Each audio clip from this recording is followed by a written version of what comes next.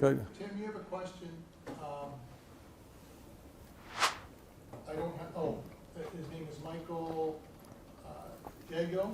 Yeah, he's a former student. Yeah, I'm running a syndicate that helps founders create software rapidly using AI. During that time, we found it sometimes only takes seconds to create what people were fighting to create for years. How might we think about compensation programs in an era when time spent is divorced from value created? It's good. It's like the welder or the lawyer or whoever who says, I get paid for what I know, not for my time. And that's going to be the tough thing, is how do you explain to people all the things you did and their value such that you'd turn around and give them $5,000 for it?